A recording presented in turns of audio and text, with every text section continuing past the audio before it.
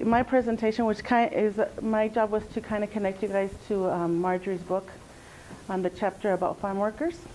And especially after our field trip yesterday, you guys already kind of were immersed in that. So I'm going to just go through a brief summary of what's in the book. It's only 17 pages, so it's an easy read in case you're interested and want to use that in your classroom. But Maria and I were interested because we both grew up as farm workers. So that's kind of how our lives evolved. So as Marjorie mentioned, in the early 1900s, the first farm workers were the Germans from Western Russia. They were called the Volga Deutsch, and I looked that up. I'm like, what is that Volga Deutsch? Those were the Germans that moved into Russia. They were recruited into Russia also for farm work, and there's a Volga River. That's why it's called the Volga Deutsch. Then after that, the Russian people went off and they bought land and they created their own farms. And so the second wave of farm workers were the unmarried Japanese men. And also when they got settled over time, they also brought their families from Japan. And right by Casa Esperanza was Tanaka Farms. So there's actually like a teacher that was Tanaka from Pioneer Elementary. There's a realtor named Tanaka. That's, generations of Japanese families have been very prominent in our area. They also became entrepreneurs, their own businesses, farm owners. And then by 1916, that's kind of the first time that there's some documentation on the Mexican workers. The Great Western Sugar Company, in all of their operations, had recorded about 2,800 Mexican workers, and then the numbers kept increasing until there's a little map of I got curious about where that's at. There's a Volga, that's the river in part of Russia. So, as Marjorie already mentioned, Latinos provided the majority of the labor force for farming and mining, even though there were other immigrant groups. In the 1930 census, there was 32,500 residents. That's 10% of what there is now. And 2,600 of those people worked in farming. And when you look at the census data, though I think Marjorie already mentioned, it doesn't take into consideration that farm work is a family business. It's not just a man who signs a contract and is reported as a laborer, but it's his wife, some of his extended family, and the children. And the Latinos were the largest group of miners, besides the Italians and then other European immigrants. Okay? Do you guys have any questions about that? It's a lot of review from what we've been learning about already. And I call this also stratification, just to kind of emphasize what Marjorie's already been saying, that at the bottom of the pecking order, right, the recent arrival immigrants started in the fields. It was seasonal work. It was the least wages. It was very labor intensive, stoop labor. And then if you got lucky, somebody hired you full year. And eventually you could also become a miner. And being coal miner, you got better wages, but it was very dangerous. And also the life expectancy of a farm worker, you have a lot of health issues with pesticide exposure and a lot of things like that.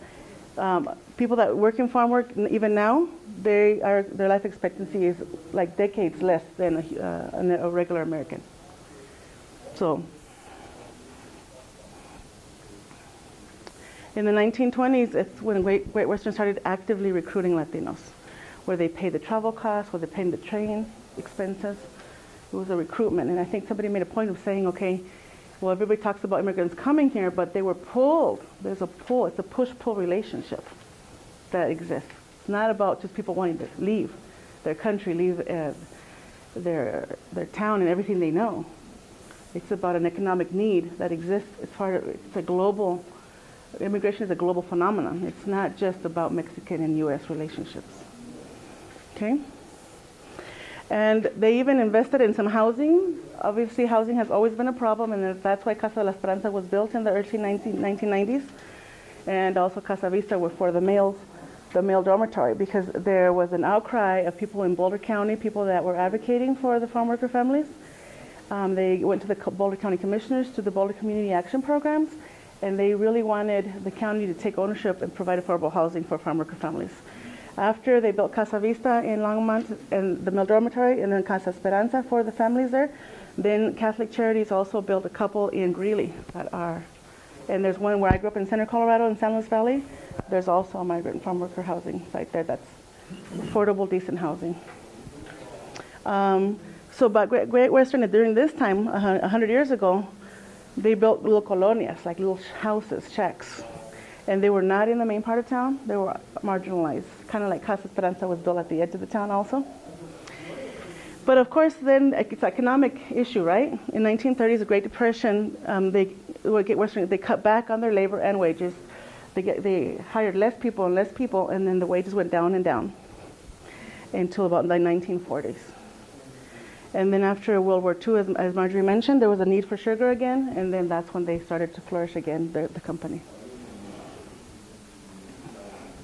And they have some pictures that she's loaded as primary sources. The Longmont Museum actually had a great exhibit in the last couple of years of the local farms. I remember still on our drive, like when we drove back through Quail Road going to Casa, all those fields were sugar beet fields just in the last decade. There was still a lot of them. And when I started Casa, they were still doing a lot of the sugar beets in the early 1900s, the 1990s. So this is what it would look like. It's black and white though. These are some pictures of people. They used to use the horse-drawn, I can't remember what it's called. Not like plows, but they have a name for it. That would help them to dig up. Oh, they were called diggers. They would dig up the beets. And here, remember the piles and piles of beets? So, I mean, when you're working with any age kids, K through 12, just looking at the pictures is incredible. Hills and hills of beets. That's like a 3 or a 5-story building. Yeah, look at that. And look at the mountains back there. So, I mean, yeah.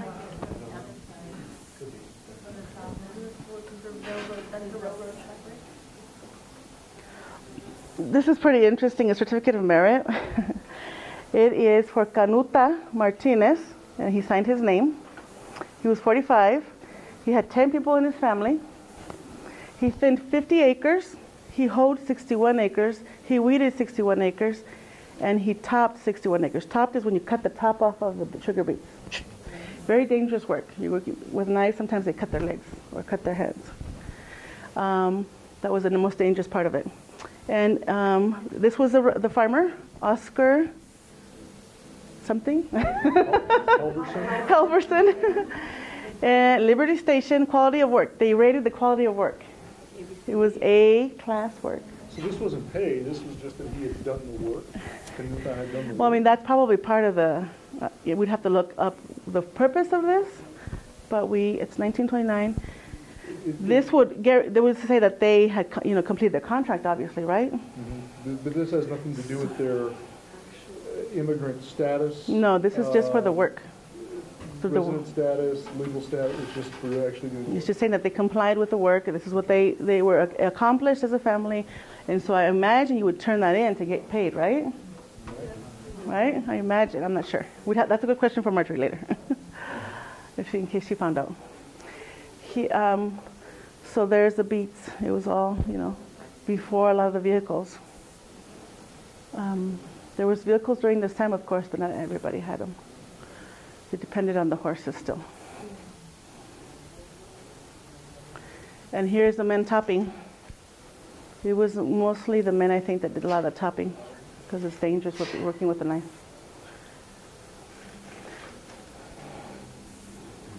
It's like machete, right? I think it's important that we tell our stories. Their grandparents or parents that sacrificed, like what they did for them to be sitting in our classrooms, without having to be in these conditions. And so what I do when I do this presentation is I do it during Cesar Chavez in March, kind of in his honor. Sometimes I like to do it in the beginning of the school year. It's got like a motivation, like si se puede kind of, we're going to work hard and you can do it. So yeah, so I'm going to tell you this story, Carlota. I'm going to tell you the story about Nicolás Barrientos. Nicolás Barrientos was born a U.S. citizen because his grandfather came across the border during the revolution to escape war and poverty. So he was born in Texas, but then after the pushback, because of the depression and the repatriation, they went back and there was nothing left of their home. So he had to work to rebuild brick by brick again, the little that they had. And then he had to work with planting the vegetables, whatever they could to eat and sell, and their animals too, for the same purpose. So he never stepped one day in a school, never had an education. So because he was a U.S. citizen that had gone back to Mexico, when he got older, he realized that he needed more money, that what he was making wasn't helping his family. And then he got older, then got married, so he found the need to earn dollars. So he came to the United States right on the border. It was just a matter of crossing the river to go from Mexico to Texas. And so he became a migrant worker in his hometown right here in Eagle Pass and Cristal, which are neighboring towns.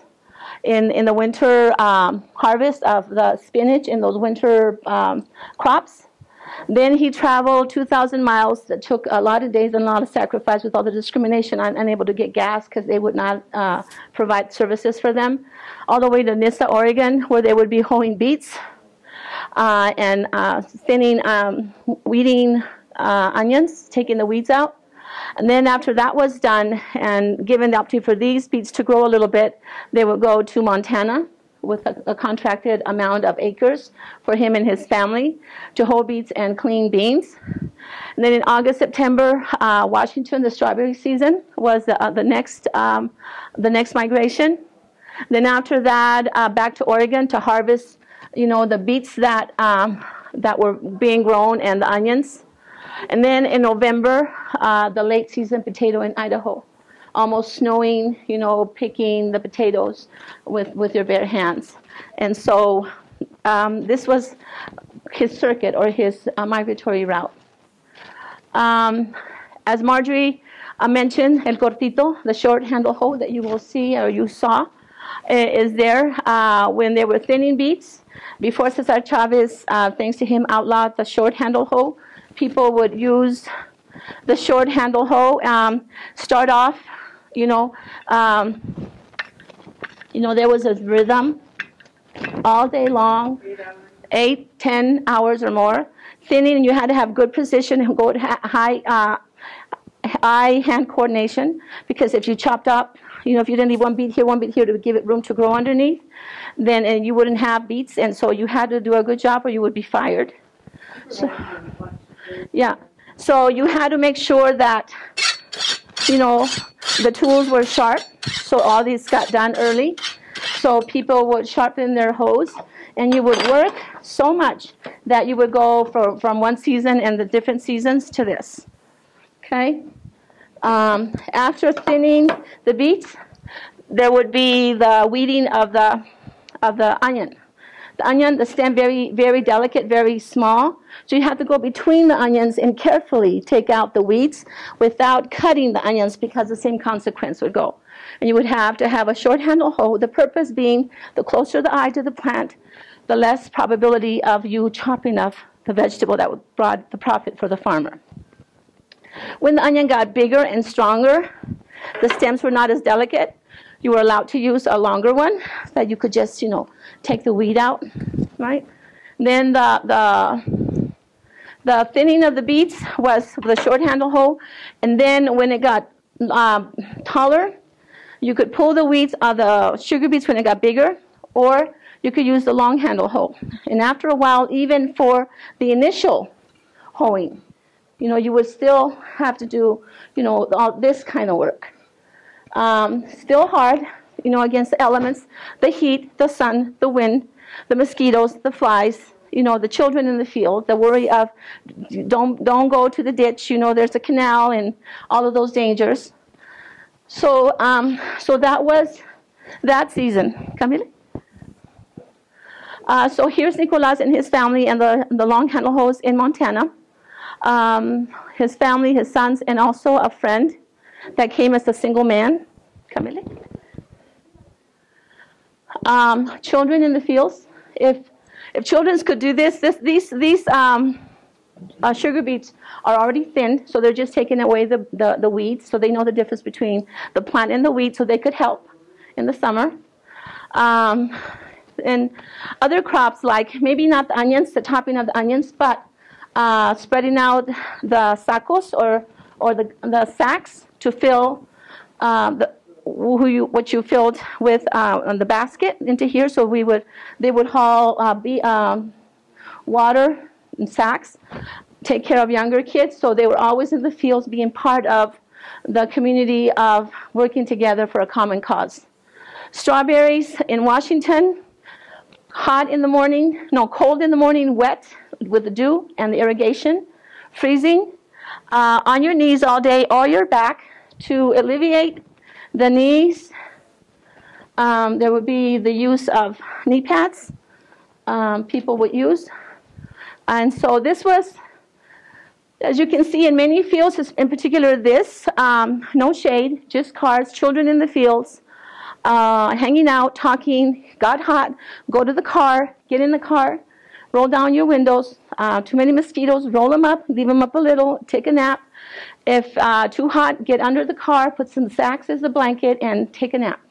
So that was kind of how the refuge for the kids. And here the kids, this was a better harvest for them because, of course, strawberries are delicious, right? So kids would eat them versus an onion or a potato, right? So this was something that the kids look forward to.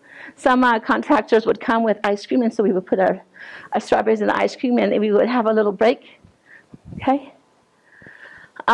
Here's Most of it. I think there's a lot of joy. I remember one of the teenage young men. It was a whole family that I grew up with coming up from Arizona, and he would carry a boombox behind him. We all contribute to the batteries. We were offering the corridos and music out there. Yeah. You know? Telling of the jokes. You had to survive. How to survive, how to make it the best that you could. So children made, even though this is harsh, made a playground of the fields, you know, creativeness, playing with writing. Salads, I make salads. Yeah. I still don't make salads. I would pretend I was making salads with a different weed. Yeah. So this is the hardest. So sometimes people will use these cans. The olden days, there was these baskets, the wire baskets. You could work. You can work as an individual and do your own sack. For example, you chop your onions. You take. Before it used to be just with a knife. Same thing. You want it to be sharp. So all the knives, every so often, you take a break, and your break is to sharpen the knife. It's terrible working with dog folks. It's like more effort, I work to get more time. Yeah. You always work. And so you would take your sacks that would be spread out, one here, one there, one there, one there. I'm on this side, my partner on this side. We're taking as much onions as we can. Chop is, well, there was a rhythm. It was quick, and you were like fast.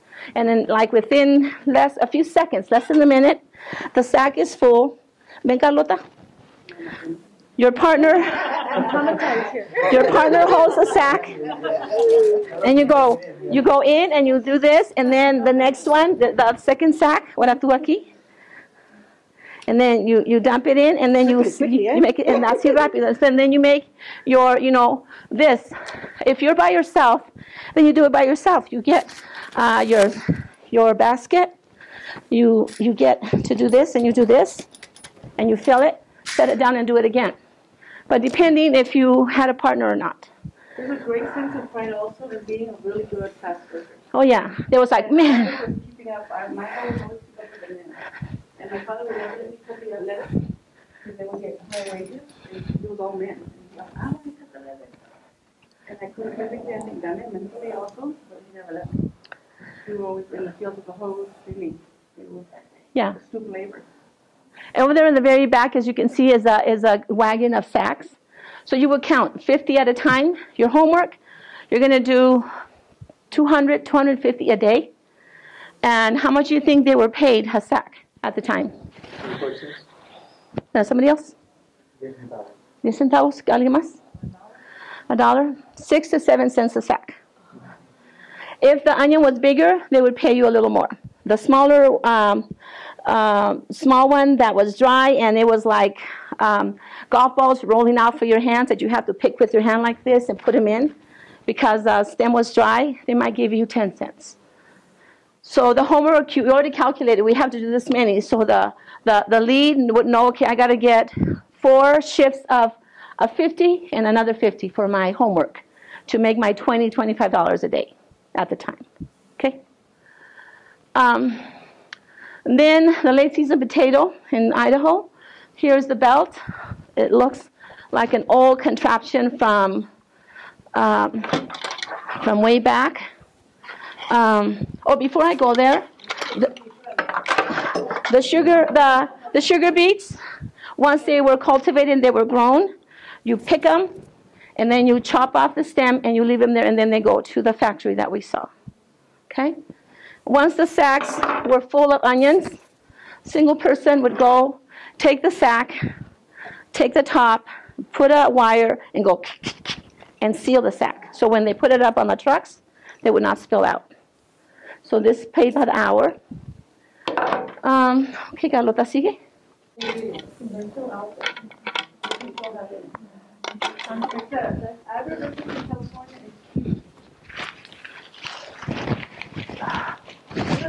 Okay, so here's. Okay, so here's how picking potatoes. You do your count. 25 here, 25 here, 50 here, and then the one in the front. Let me see. I don't want to get one that's.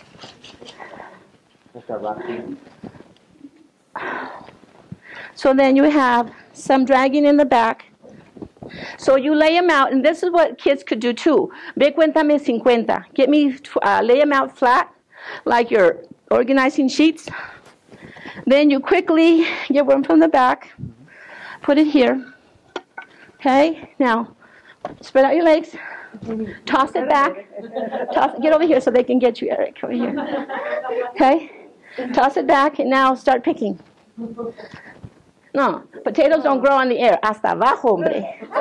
You got all the way down. Picking the strawberries. Strawberries are low. That's even more. So, but you got to go fast, and you're going like this. And then you're pushing. And then you're getting like 30, 40, 50 pounds, and you're going that way. So go that way. And then you have to pull with your thighs because the heaviness. And then when it's full, you pull it out from between your legs, and then you set it, grab another sack, and go again. Yeah, get another one, but you got to go quick. Time is money. Time is money. But that one's not full. No, when he's going to get these to fill them. Okay? So this was the potatoes. Okay, Eric, that's good. Thank you for modeling for me. In the late 60s, 70s still? Yeah. So this is the potatoes. Okay? Right, okay. Everything is Somebody already dug them out, right? Yeah, the tractor digs them out, and it shakes it to where all the dirt goes, so the potatoes are on top and the sifted dirt is on the bottom. So the potatoes are on the surface. Yeah, you just. That's what I was talking about, the conveyor belt. So then later technology comes in, conveyor belt. Later on, people pay by the hour to take out weeds, rotten potato, all those kind of things, paid by the hour. So then the potatoes that were from the machine would be pulled in with the machine on the conveyor belt to the top, and then it would be taken to these dugouts to store for the winter. Yeah? And it's just one they have a big, huge metal warehouse. Circular. Yeah. Then you would think people will come to a nice house to rest because it's really taxing on the body. But they were one-room cabins, better than if you read the circuit tents in California, which, was this at least was, wooden frame. No bathrooms. All the family one bed, they were like bunker beds. a long one, like a full size, and then a half over here, and then bunk beds over here and there. So water outside, communal baths. You have to go wrap your clothes in your towel and go take a towel or a sheet and cover up to take your bath, wait in line in the steamy room until people came out. So that was one of the labor camps. Sometimes they look like this. Vamos a darnos un poquito más rápido. They were together, so it depends on the labor camp and depends what part of the camp you were in. Vamos. Sometimes abandoned houses from the farmers. If you went to Montana, it was the houses that nobody used or the previous house of the farmer or somebody's abandoned house. Yeah, chicken coops, silos. We're talking about silos. Family. Train cars. Cámbiale. Train cars. There are people living in train cars. And here, you would think people are off on a Sunday, outing. They're actually taking a bath, no water.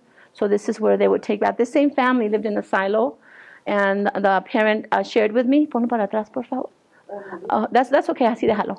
Told me that they were in a silo. It was so cold at the late season in October or so that they had eggs to fry, and when they opened it, it was frozen.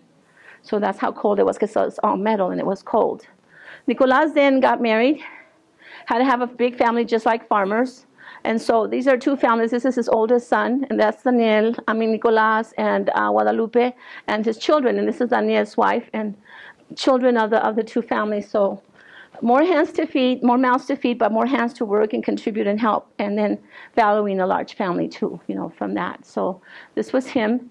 So this is one of the contracts that you will see here from all the years that he worked and came during his trajectory from the beginning of his migration path till later. All the people that worked here had to sign their name, their social security. And then here's Nicolás scribbly. This is the only thing he could write. He had to write his name in order to do the contract. Through the interpretation of the sons or daughters to tell him good deal, no deal kind of thing. So this is where, when I had kids, I would say, any questions, any curiosities? Anybody questions, curiosities about what you see, what you've heard? I would just say that just about every tool you have over there, I've seen my grandmother shed when I was a kid. She immigrated to the United States in 1916 with her family. The story you told, about your life, that sounds just like my grandmother, Jenny Sanchez. And you talk about the alcoholism. Her father was incredibly abusive. His name was Octaviano Lagunas. My father's Lucio Octavio. Interesting. And I named my son Octavio. Oh my God. Not that that's a very not, but just a weird coincidence, but still, it just that story. It just reminds me of what I know about Survival stories, Yeah. Yeah. But my oldest aunt, who's still alive, Matilda Felix, she recalls my grandmother taking flour sacks, which were cotton, and taking out the seams and then making clothes from those Diapers. Yeah. Yeah. So there's great ingenuity and creativity and poverty. So it really cracks me up with Boulder County's big emphasis on recycling. We did a little article in collaboration with EcoCycle and Casa de la Esperanza. And I'm like, we don't have the luxury of wasting. Recycling is natural to us people of color. And I talked to them about the products that are made, like the candles and different, like the mole jars. They're used as glasses, right? So that's just part of who we are and how we think. It's not like all of a sudden, we all of a sudden need to be connected to the environment. Hello. And never have resources to store in the first place. Yeah, so when we take our crumpled bag, with our taco or whatever, it's like what's embarrassing. Oh, look at them, what kind of thing, They're bringing old sack, and that was recycling way back when. But at the time, it was just, it was not fashionable, it was not in, so we were like poor, and they got their tortilla, and so that the stories about I'm going to eat over here because they're going to laugh at me kind of thing. So I was curious because I think a lot about how our bodies are exploited, right? And I think about alcoholism, and particularly in these communities, is a way of survival sometimes because of the exploitation, self-medication, right? But I'm curious about another thing which I've always wondered about, is the spraying of pesticides. Because in my family, I know that there's been some very curious cancers, and I know that's why my dad had 3 different cancers. And we have migrants in my family Because of the spraying of. I remember the plane flying over us. Yeah, me too. I even took a ride in one. The guy took us. The guy took us, and you want to take a ride? Sure. Yeah. But I was not spraying. I was just no. And as you were mentioning, my mom is talking about survival. My dad died of cirrhosis. You know, constantly drinking because he was always stressed and whatever the reason. So he was also a drinker. My mom died of cancer. I survived cancer. So I was in the fields with all the pesticides. So who knows the connections? Well, there is connection. There is research on that. Yeah. Yeah. So what I ask the kids, and the key thing that I want the kids to say is, hey, Mrs. Ramirez, why do you have all of that? Why do you have that in? How do you know this man? And so I say, okay, so do you see, pone para atrás, pone para atrás. Try. Anybody know how to go back, Eric? Okay, so you see right here, here's Nicolás, here's his wife Guadalupe, Leopoldo, Guillermo, Maria. I am Maria. I was a daughter of Nicolás, so go back to the picture. So, no, como 1, 2. Para atrás. Ahí, ponte para adelante 1. So here's Nicolás, here is the little one Jaime, and this is my brother Juan, and this is my brother Polo, and this is me. I was taking care of my younger brother, and I worked until my father died, and we didn't return until I graduated high school. And it was because of the college assisted migrant program that took me out of the fields and saw my grades despite being pulled in October, in April, and coming back in October. I always did my homework. I always thought, I want something different. Thanks to one field trip that they took us from the border town of Eagle Pass to San Antonio, I thought, wow, this is a new world. I want this. I want to be able to see these things. And so that's like, I want this. So then, despite I was the only girl of 6 boys, I took a chance, left my mother behind on a year that was very difficult because my father passed away the year I graduated. That's when I was recruited to go to college. And so I went, very difficult, almost came back because of the guilt of, here I am, 3 square meals, bed, and my mom without me emotionally and financially, because I had been earning money since I was 10 and contributed to the cause. And so, dale, ya voy a terminar. I also got a full-ride scholarship to Talamosa. I was a football team. All the farmers put in some funding to do one full-ride scholarship, and that's the only reason I ever went to college.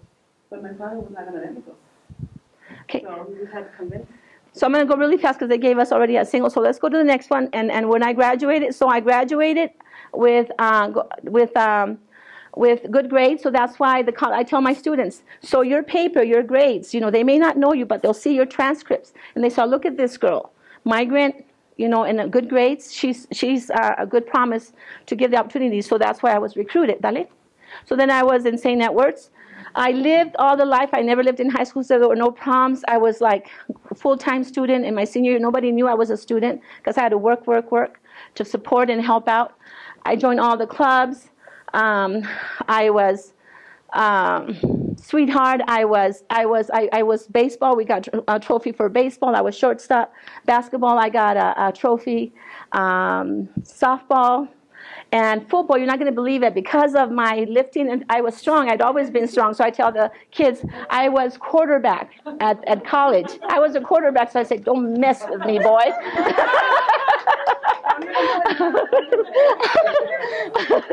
So even my brothers, they would never beat me. Like we were like, okay, we can do this, And so I would never let my brothers beat me. It's like, so even today they say, esta nos echó tierra, like I left them in the dust because I was the only one that left, that came this far and has accomplished so much. Vamos rápido.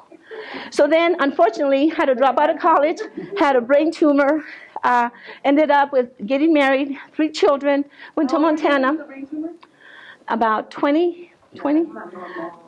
And so I had to drop out, got married, 2 kids, no work, went back to the farm that my dad used to work 10 years before in Montana. On the way back, we ended in Colorado in this house. No water, no heat, basically homeless.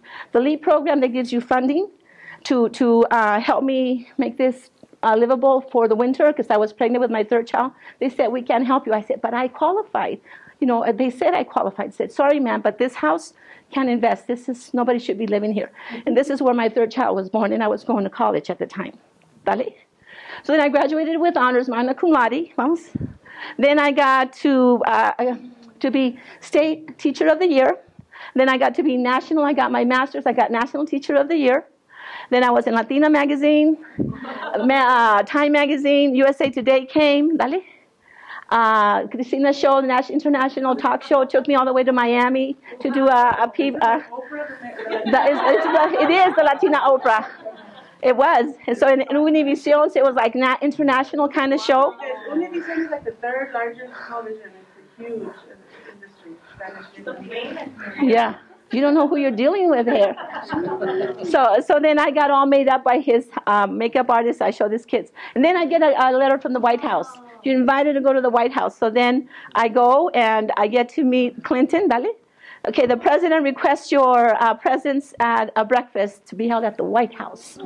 So, and then I go into the White House, privileged, go around, no making lines. I get to meet at the Kennedys, everybody. Oh, yo también hablo español, me dice el Ted Kennedy. You were alone with him, were you? Oh, no. Didn't take the chance, just in public, vamos. So then he sends me cards, you know, every Christmas, dale. So then I have this mural in my house. So I tell the kids, this is my road. So I need to know who I am. I need to be proud of who I am and know what I have contributed. My father, who put the food in the table of the American family, and even I did, and even as a teacher now to inspire others. So we have a lot to offer. We have a lot of history that tells me I am a contributor, and I have a right, and I have a lot to offer. Vale? So then I use this mural that's in the dairy farm in Boulder to say I am a Mexican-American blessed with two cultures, and I can go and come in two and make a difference here and there, so there's no borders and nothing can stop me. Okay, dale? Yeah? These are my daughters that would be tugging at me, mama, that wanted my attention as a married mom, getting up at 3 in the mornings because they wanted my attention. I had them in the truck, but playpen with toys, and they would climb out of the heat and they would tug on me, and I had to work. My youngest daughter had a heart murmur, had to leave the work, and I was devastated, hitting that hole with all my might, so mad for having my kids in that situation. And that's when I said, you know what? My mother did this. I appreciate and love her even more so for what she did, but I am not going to put my children through this. So right now, the oldest is a teacher, bilingual teacher. She's going to be a lawyer, and she's working for a law firm also. Okay, vamos. And so I tell the kids, so what is your past? Mine was migrant worker. Now I'm a teacher. No matter how old you are, you have goals. My goal, to be an author. I'm in the process of publishing my novel for my stories, for people to know that se puede, sí se puede. Okay, there you are.